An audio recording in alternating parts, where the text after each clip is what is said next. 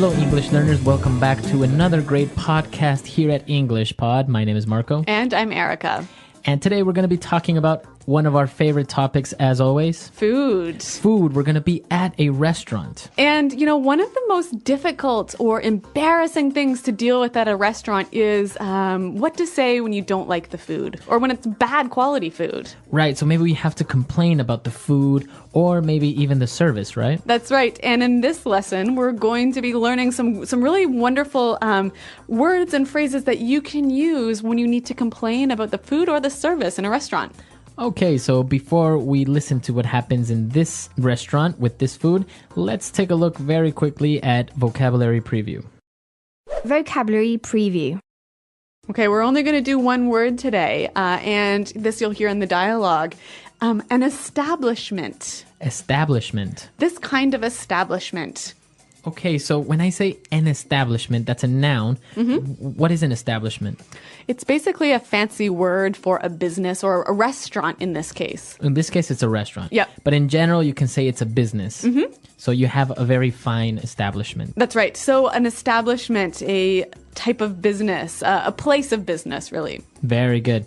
All right, so now it's time for us to listen to our dialogue. We're going to find out what's going on here. Apparently, there is a very angry customer, and we're going to find out why. Excuse me, waiter. Yes, sir. What can I do for you? I've been sitting here for the past 20 minutes, and no one has offered me a glass of water, brought any bread to the table, and our appetizers haven't been served yet. You know, in this kind of establishment, I'd expect much better service. I'm sorry, sir. I'll check on your order right away. Relax, honey. The place is busy tonight, and I've heard the food is amazing. Anyway. Here you are, sir. The foie gras for the lady and a mushroom soup for you. Waiter! I ordered a cream of mushroom soup with asparagus. The soup is obviously too runny, and it's over-seasoned. It's completely inedible. Okay, I do apologize for that. Can I bring you another soup, or would you like to order something else? Take this foie gras back as well. It's rubbery and completely overcooked. And look at the portion size. How can you charge $25 for a sliver of duck liver? Right away, sir. Honey, come on. The foie gras was fine. Why are you making such a big deal? Are you trying to get our meal comped again? What do you mean? We are paying for this, and I'm shelling out my hard-earned bucks. I expect value for money. Here you are, sir. I hope it is all right now. The chef has prepared it especially for you. Yes, fine.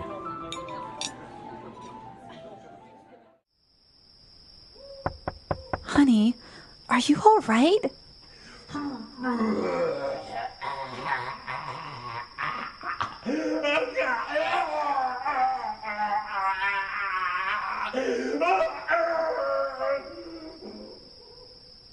Well, I guess that's one lesson, hey? If you're in a restaurant, don't be too rude to the waiter. You never know what's going to happen. The waiter and the cook, right? Yeah, you don't want to offend that kitchen staff. All right, so we'll talk about that a little bit later on, but now I think we had some really interesting vocabulary of how to describe food that is not well prepared, and we can take a look at that now in Language Takeaway. Language takeaway. All right, so the guy in this dialogue, he ordered a mushroom soup, and he complained that the mushroom soup was too runny. Okay, the soup is too runny. Runny. So he wanted a cream of mushroom, so it should be a little bit thicker. Yep. But in this case, it was runny. So when something is runny, it's too liquid. Too liquid. And I think we can relate it to a runny nose, right? Exactly. Okay, so when liquid is coming out of your nose, a runny nose, in this case, the soup is runny. All right. And another thing that he was complaining about, the food was over-seasoned. Over-seasoned. The food is over-seasoned. Okay, so if the food is over-seasoned, it's too salty. So it's another way of saying it's too salty. Yeah, it's kind of a fancy a cooking term. Now, can I say if there's too much pepper in the food, can I say it's over-seasoned? Well, technically, no. When a cook says something is over-seasoned, he's talking salt only. Only salt, okay. So the cream of mushroom is very runny, it's over-seasoned, and he said it's completely inedible. Inedible. It's inedible. Inedible. Now, this word edible. You can eat it. You can eat it. So we add this prefix inedible You cannot eat it. This is not possible. Yeah. And it doesn't mean that physically you can't eat it. It just means it's pretty disgusting. Okay. This food is inedible. And then he started to complain about the other dish. And he said that it's rubbery. Rubbery. The foie gras was rubbery. All right. So I think we noticed the word rubber.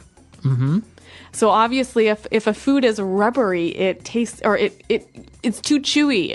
It's like chewing on the bottom of your shoe, right? Okay, so it's too hard to chew or to swallow. Exactly. All right. Apparently, the food was rubbery because it's completely overcooked. Overcooked. All right, we have overcooked. So when something is overcooked, I mean, it's easy to understand that it's cooked too much. But it doesn't mean that it's burnt, right? No, so maybe you've ordered your steak to be rare, but it comes to you well done. So it's not burnt, but it's cooked too much. So also, I guess we can say like chicken. Sometimes if you overcook chicken, it comes out too dry. Yep. All right, so to overcook something. And finally, he was complaining about the size of the dish, and he said, this is a sliver of duck liver. Okay, a sliver. A sliver. All right. Now, this word sliver is like a slice, right? A very small, tiny little slice. Okay, so we can say, okay, I just want a sliver of bacon for breakfast. All right, why don't we hear a few more examples of how we can use sliver? Example 1. No, John's on a diet. He'll just have a sliver of cake and no ice cream. Example 2.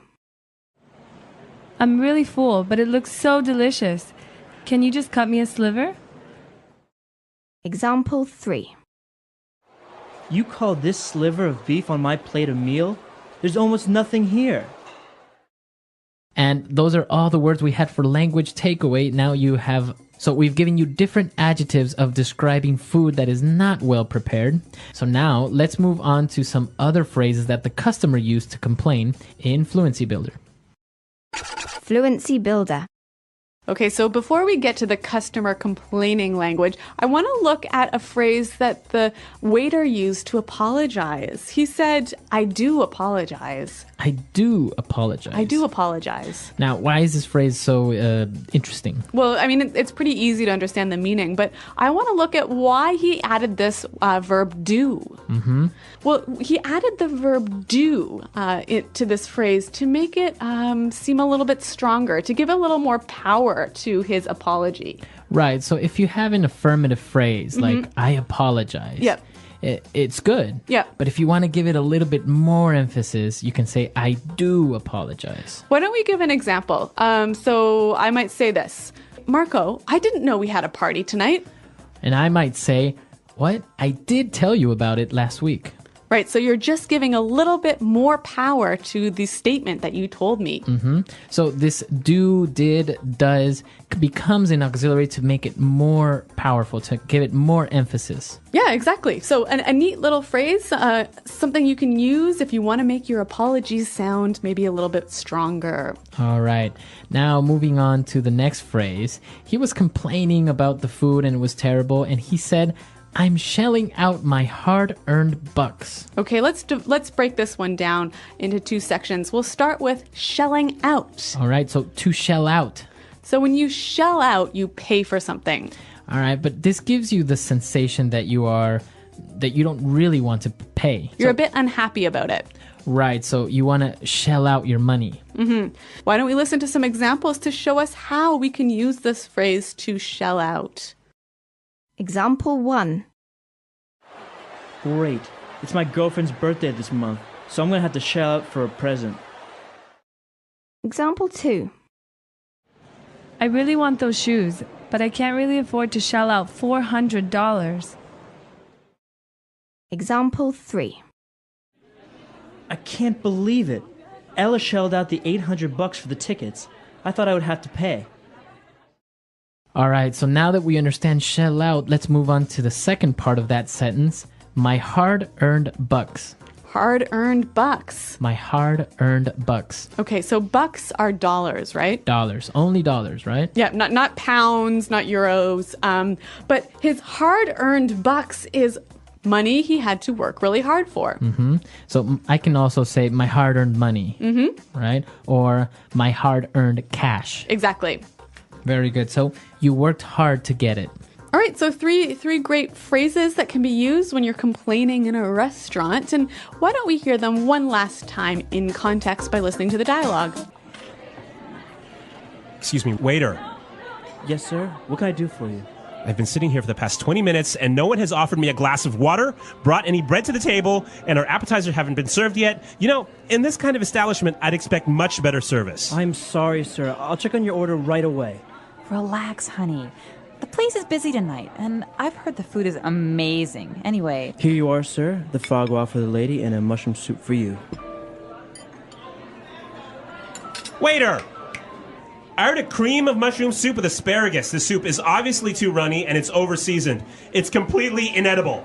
Okay, I do apologize for that. Can I bring you another soup, or would you like to order something else? Take this foie gras back as well. It's rubbery and completely overcooked. And look at the portion size. How can you charge $25 for a sliver of duck liver?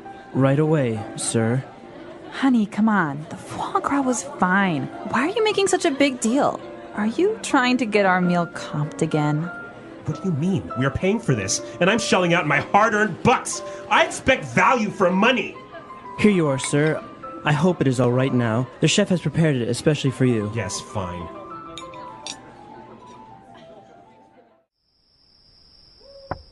Honey, are you all right?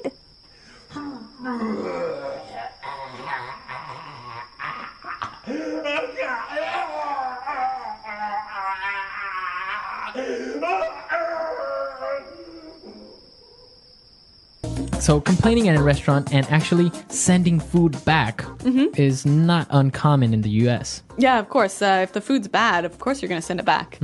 But maybe in other cultures, I think people would be a little bit more reluctant to do something like this. Yeah.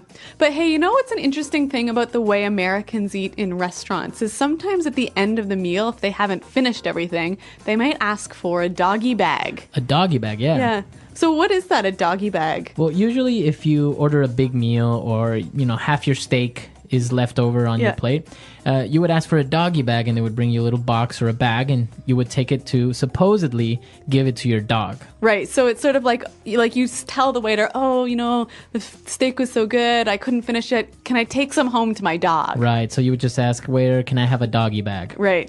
But it's sort of like code for, I'm going to eat this tomorrow for lunch. Exactly. Because people wouldn't really give it to their dogs. Yeah. I mean. That steak wrapped up in a fancy sort of foil swan is going to be pretty delicious the next day. Right. Yeah, it's actually very common in the US, but in other countries, people will leave entire plates of food on the It'd table. be totally impolite to ask the waiter to pack up the food for you. Exactly. Yep. So a little bit of cultural differences, but we want to know what you think and how things are done maybe in your country with complaining or sending food back or even this whole doggy bag situation. That's right. Why don't you visit our website, englishpod.com, and tell us about it. All right. We'll be there to answer any questions or comments, but we got to go now. So until then, Goodbye. bye.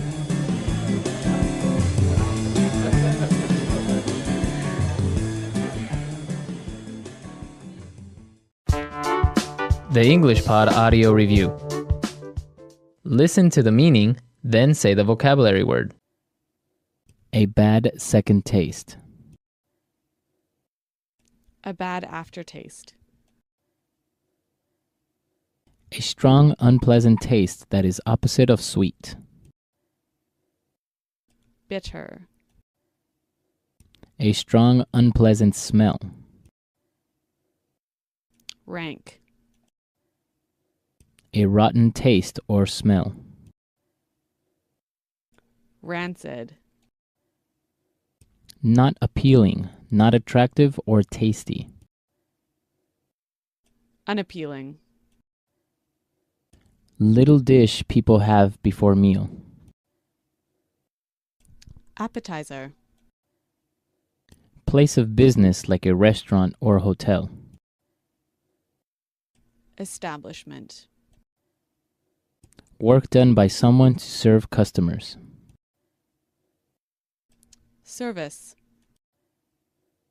The list containing your choices of dishes. Order. A food made from the livers of geese. Foie gras. More liquid than expected. Runny. Too salty. Over-seasoned.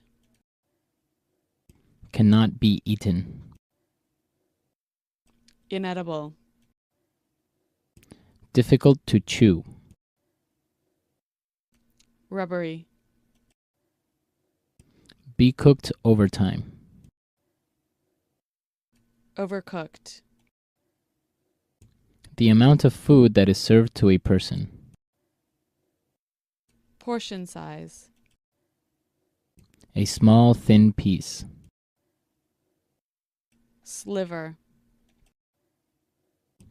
Get very upset about something small. Make a big deal. Be given to customers for free. Comp. To spend money. Shell out. Money you work hard for. Hard earned. Let's try that faster. Work done by someone to serve customers. Service. Place of business like a restaurant or hotel. Establishment. More liquid than expected. Runny. The amount of food that is served to a person. Portion size. A strong, unpleasant smell. Rank. Difficult to chew. Rubbery. Too salty. Over-seasoned. Not appealing, not attractive or tasty. Unappealing. Be given to customers for free. Comp.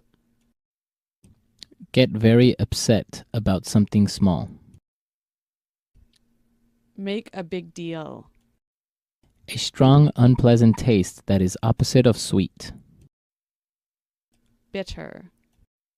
A bad second taste. A bad aftertaste. A food made from the livers of geese. Foie gras. The list containing your choices of dishes. Order. Be cooked over time. Overcooked. Cannot be eaten. Inedible. To spend money. Shell out. Money you work hard for. Hard earned. A rotten taste or smell. Rancid. A small, thin piece.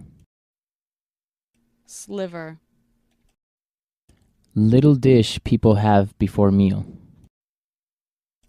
Appetizer. Now say the word and hear it in a sentence. Inedible.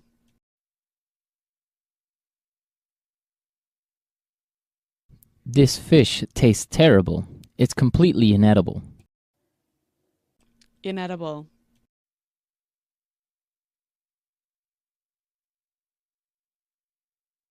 If you leave meat out of the refrigerator for too long, it will be inedible. Inedible.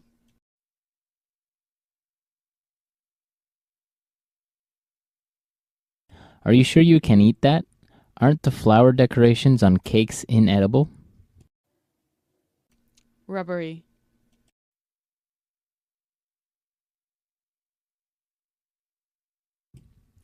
This steak is so rubbery I can barely chew it. Rubbery.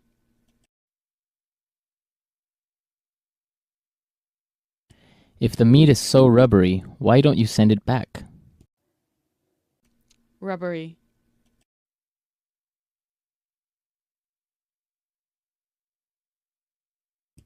The foie gras is so rubbery, I bet it would bounce on the floor if I dropped it. Sliver.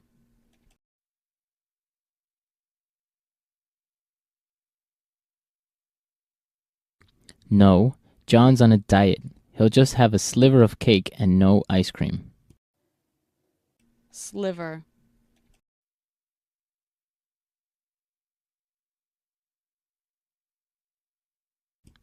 I'm really full, but it looks so delicious. Can you just cut me a sliver? Sliver.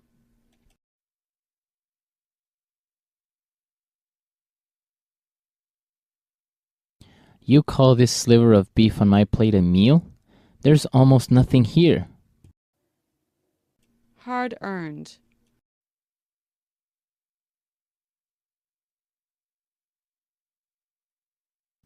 Doesn't it feel good when you use your hard-earned bucks to buy something you've always wanted? Hard earned.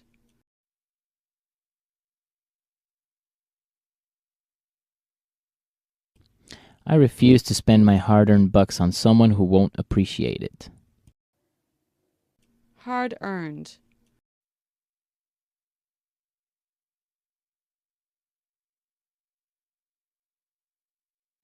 Richard is such a great guy. Every year he would donate his hard-earned bucks to a different charity.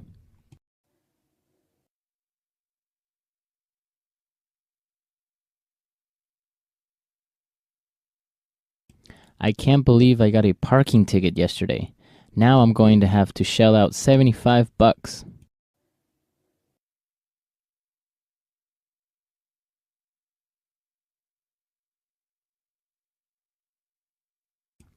It's me and my girlfriend's 5-year anniversary on Saturday, so I'm going to shell out for a nice dinner and a pair of nice earrings.